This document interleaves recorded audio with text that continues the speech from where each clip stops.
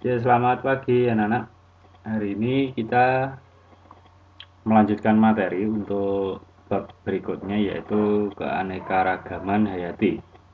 Ya, untuk peta konsepnya di sini ada keanekaragaman hayati, ada kita pelajari nanti ada macam-macam keanekaragaman hayati. Ada keanekaragaman hayati tingkat gen, tingkat jenis, tingkat ekosistem. Dan selanjutnya nanti kita akan pelajari juga tentang keanekaragaman hayati yang ada di Indonesia. Kita bicara tentang keanekaragaman hayati pada tumbuhan, juga pada hewan, dan juga nanti pada mikroorganisme. Selanjutnya nanti tujuan kita mempelajari keanekaragaman hayati ini adalah kita bisa melihat bagaimana kondisi keanekaragaman hayati yang ada di Indonesia. Tentunya ada yang terancam keanekaragaman hayatinya, ada juga yang tidak terancam. Nah, untuk yang terancam tentu membutuhkan pelestarian. Nah, nanti ada kita kenali pelestarian in situ, ex situ, dan jenis-jenisnya seperti apa. Ya, selanjutnya kita langsung masuk ke materi ya. Yang pertama kita bahas tentang keanekaragaman hayati tingkat gen. Jadi yang namanya keanekaragaman hayati itu adalah beraneka ragamnya spesies flora maupun fauna yang ada di suatu wilayah. Nah, dari beraneka ragamnya flora dan fauna itu kita bisa bagi menjadi beberapa tingkatan. Untuk yang pertama adalah keanekaragaman hayati tingkat gen. Nah, untuk tingkat gen sendiri, keanekaragaman hayatinya itu atau keanekaragamannya itu muncul atau timbul karena adanya variasi atau susunan gen. Variasi susunan gen dalam satu spesies. Nah, jadi kalau bicara tingkat gen harus satu spesies. Misalnya jeruk. Nah, jeruk di sini ada jeruk nipis, jeruk lemon, jeruk pontianak. Ketiga jenis jeruk ini mereka satu spesies. Nah, mereka satu spesies yaitu spesiesnya citrus. Nah, cuma dari berbagai macam citrus atau jeruk ini mereka punya karakteristik yang berbeda. Kenapa kok sampai mereka berbeda? Karena adanya susunan gen yang berbeda. Nah, makanya disebut dengan keanekaragaman tingkat gen. Contoh yang lain di sini ada variasi warna bunga krisan dan mawar. Nah, ini. Rambut kucing. Nah, warna rambut kucing yang berbeda-beda.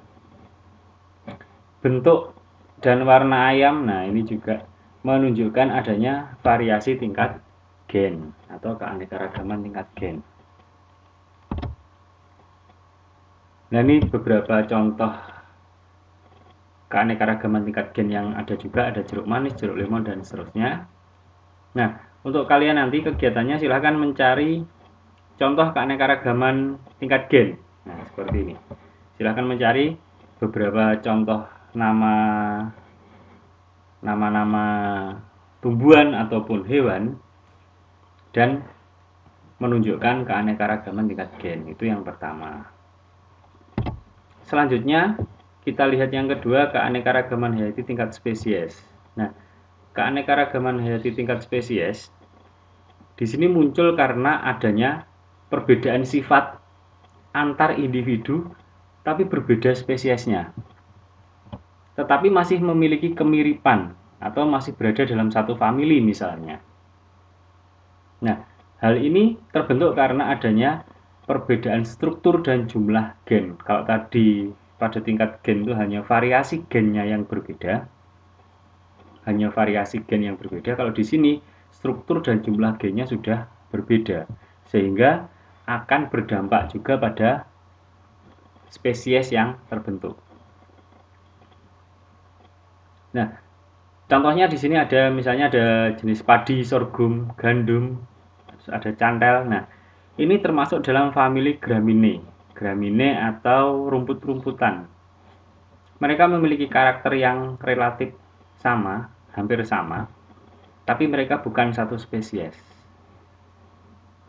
Nah, ini disebut dengan keanekaragaman tingkat spesies. Contoh yang berikutnya ada buah sirsak, sirkaya, buah nona, anona. Nah, mereka termasuk dalam famili Anonaceae. Strukturnya, bentuknya hampir sama. Tapi mereka bukan satu spesies. Nah, makanya disebut dengan keanekaragaman tingkat spesies. Nah, contoh yang lain di sini ada jenis Felidae, Felik kucing. Ada kucing, harimau, singa, terus di sini ada macan tutul. Nah, mereka memiliki karakter yang relatif sama, hampir sama bentuknya, strukturnya. Cuma mereka bukan satu spesies. Mereka ada pada satu famili. Nah, disebut dengan keanekaragaman tingkat spesies. Nah, untuk kegiatan kalian coba carilah 3 jenis hewan yang lain selain jenis kucing nih ya. Kucing sudah kita buatkan contoh. Dan buatlah tabel seperti di atas. Nah, ini seperti ciri-cirinya. Kucing bagaimana, harimau bagaimana, singa bagaimana. Untuk ciri-ciri silahkan buat sebanyak mungkin kalian bisa yang teramati. Minimal 3 seperti ini. Ya, itu keanekaragaman tingkat spesies. Selanjutnya kita masuk ke keanekaragaman tingkat ekosistem. Jadi yang dimaksud keanekaragaman tingkat ekosistem itu adanya keanekaragaman yang timbul karena interaksi antara lingkungan abiotik dengan makhluk hidupnya.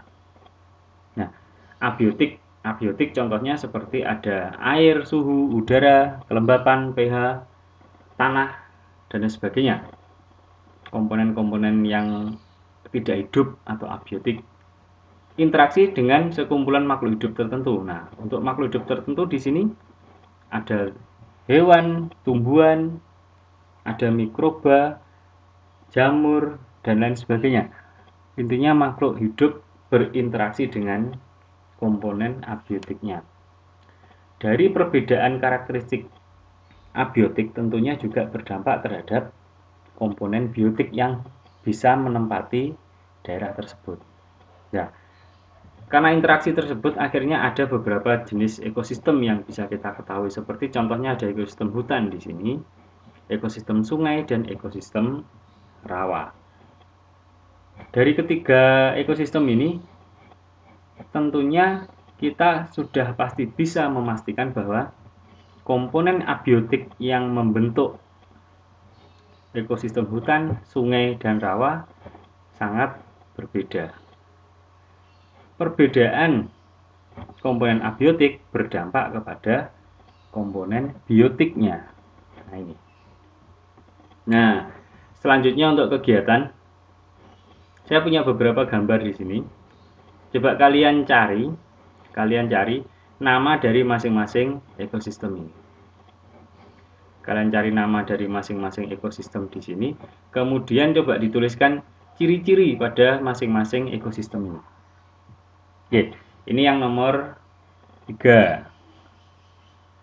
Selanjutnya kita berhenti dulu sampai di sini, kemudian nanti kita akan lanjutkan pada video di part 2. Sementara kita akhiri dulu, silahkan diingat-ingat kegiatan yang harus dilakukan. Selamat pagi dan sampai ketemu di video part kedua.